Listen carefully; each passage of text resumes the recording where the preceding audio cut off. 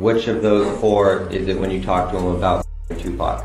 It was really about both of them. Either one of them. It was Tupac and Suge, you mean? Yeah. After the release of the new Diddy documentary The Reckoning, shocking claims started spreading. Evidence suggests that Diddy allegedly offered $1 million to around 40 gang members at an event to take out Tupac. This immediately caught the attention of Las Vegas police, who reportedly made notes about the documentary where never-before-heard evidence was shared. According to sources, Diddy could possibly face charges.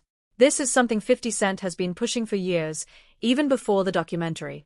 He once claimed publicly that he believes Diddy was behind Tupac's death. I hate when they leave me to talk because I always say the wrong thing. I always say the wrong thing. Last time they left me, I said something about Puffy. You saw that? You saw that thing? Yeah! I gotta stop doing that kind of shit. Okay, I've been talking to a therapist to try to help me with the I'm saying. I said crazy shit. No reason. Oh wait, maybe I said it about Puffy because he got Tupac killed. However, Las Vegas police had already been looking into Diddy regarding this case. Some of the details are troubling. Back in November 1995, Tupac was seen with Sarah Chapman, who was known to be close to Diddy. Diddy reportedly saw her as his dream woman. When he found out about her connection with Tupac, jealousy allegedly became a factor. At the same time, Tupac's career was rising fast, making him one of the biggest artists of the 90s. Some believe Diddy wanted that. I believe so. I do believe so. I have proved things that I could say that will back up my claim, but this is not for the world to know about. You know what I mean? It's between me and him, and only he knows.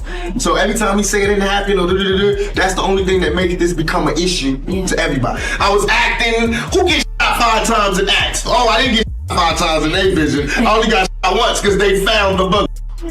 The police found it, but now they the cops. Now they doing detective work. When the first alleged attempt failed, another one followed. During discussions around the case, a former officer claimed Diddy had Tupac targeted for $1 million. It's also said that Suge Knight retaliated later in connection with Biggie's death. Reports claim Diddy hired Keefe D and his crew for the job. What's even more surprising is that Keefe D, during questioning years ago, allegedly admitted— On all 4 of those occasions, there's San Diego, Anaheim, Irvine, and Vegas. Which ones do you actually talk to Puffy at? Every one. Every one of them.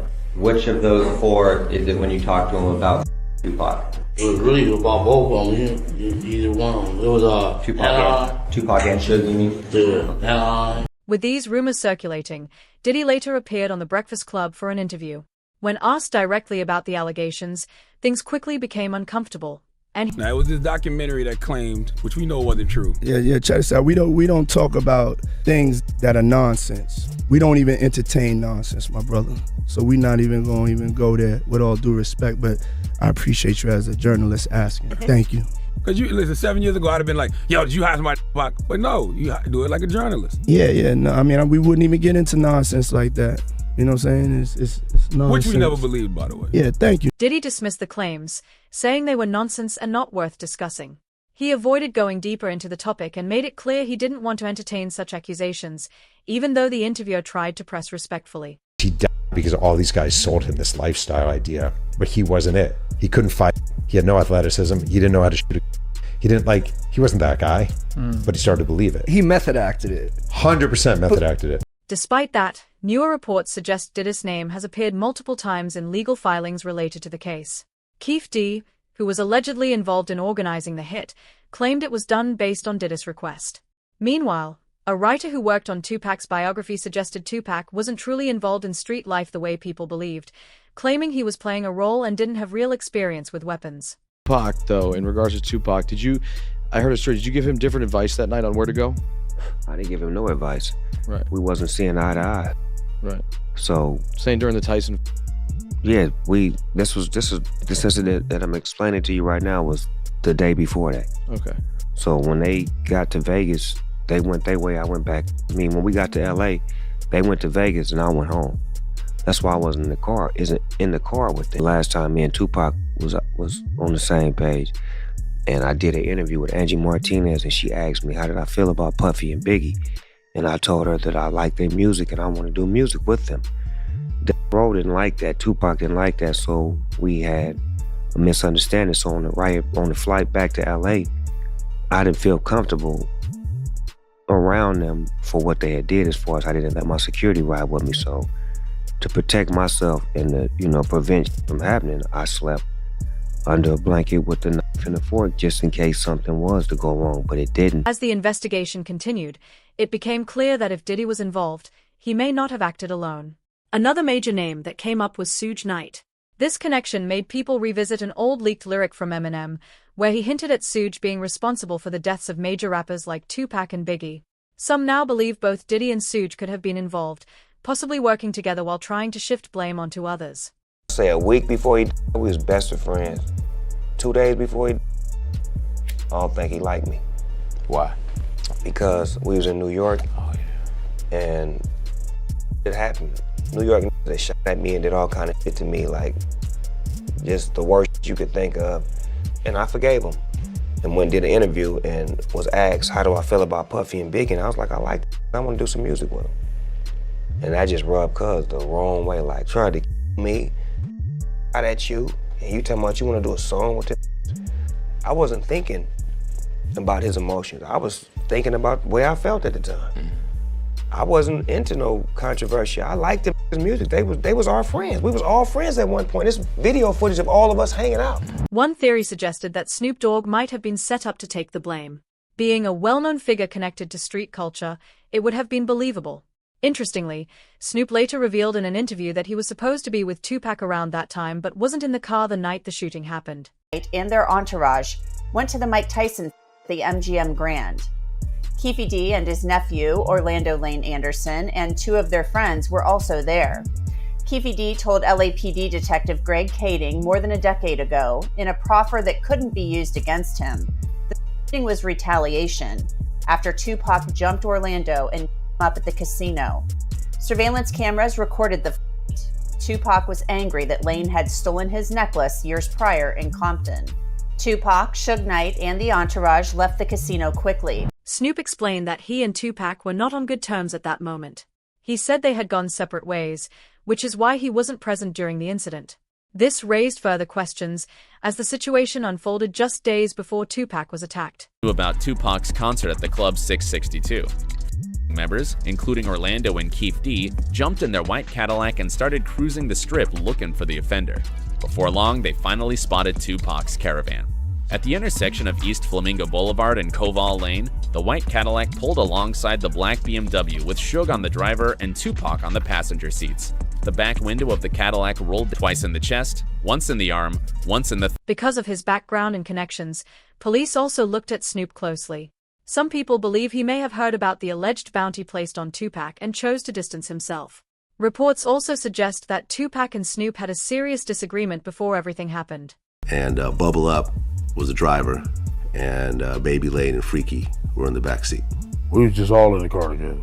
Just say that. This was the white Cadillac. Yeah. So you guys are driving around, and then you hear these girls say, Tupac, Tupac. Got to the light. We was supposed to go drink, and he happened to be hanging out the window. He's hanging out the window like he was in a parade.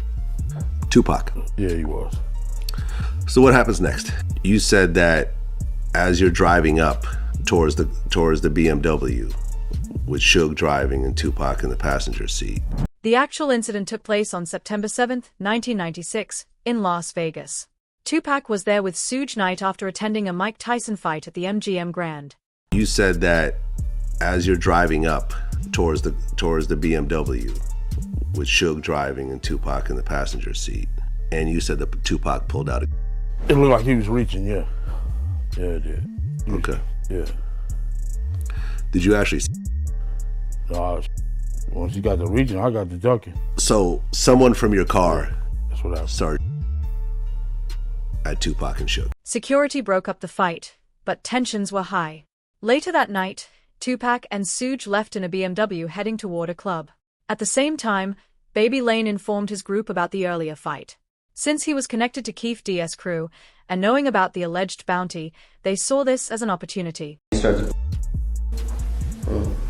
You say Suge looks over, he sees you? He looks right at you? Yeah, he looked at me. Okay. When he looks over at you, and then, Tupac's busy getting Evidently, the story is Tupac's trying to either get out of in the the back seat or something. Yeah, what do you see happening inside of their Jumping car? in.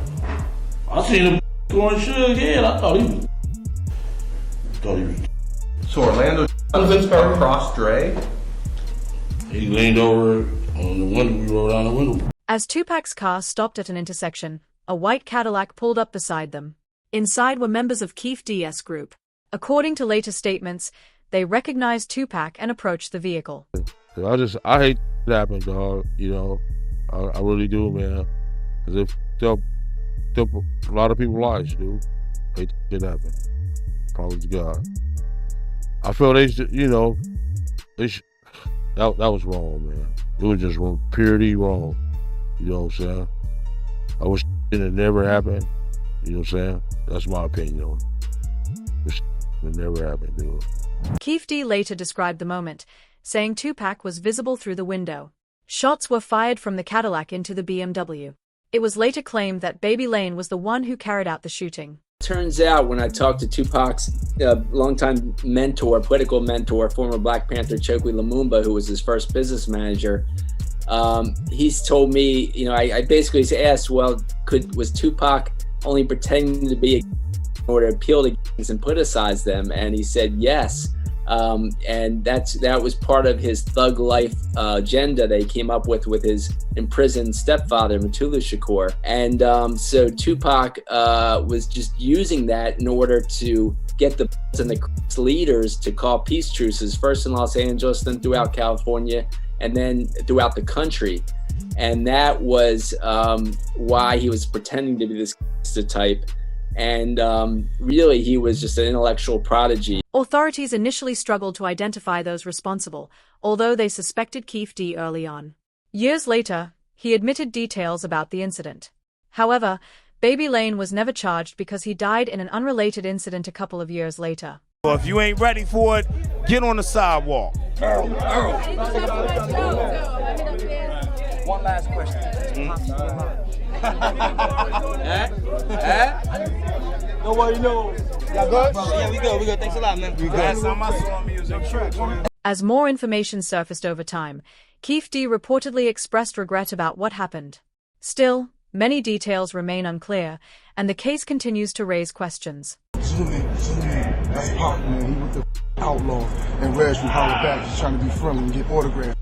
Holla Back exclusive, baby. Holla Back. Some theories go even further, suggesting Tupac may not have actually died. While he was shot that night, he didn't pass away immediately and was taken to the hospital, where he reportedly died days later. When I left that hospital, me and Pac was laughing and joking. So I don't see how somebody can turn from doing well to doing bad. So you seriously think that he might still be alive? I'm gonna tell you this, Pac, There are claims that Tupac was playing a role in trying to calm tensions between rival groups. Some even believe he was part of a larger plan to reduce violence, which only made the situation more complicated. Hospital. So he was conscious on the way to the hospital? He was conscious on the way to the hospital. He was conscious in the ambulance. He was conscious after they did the surgery. What was the last thing that he said to you? An unusual interview years later added to the mystery. A close associate of Tupac casually mentioned seeing him long after his supposed death, even suggesting he was in Cuba. Shortly after, a video surfaced online claiming to show someone who looked like Tupac there. 20. Suge Knight has also made statements over the years claiming Tupac was doing well in the hospital before things suddenly changed. He said they were laughing together, which made it hard for him to believe Tupac passed so quickly. This has led some to question whether everything that happened was exactly as it was reported.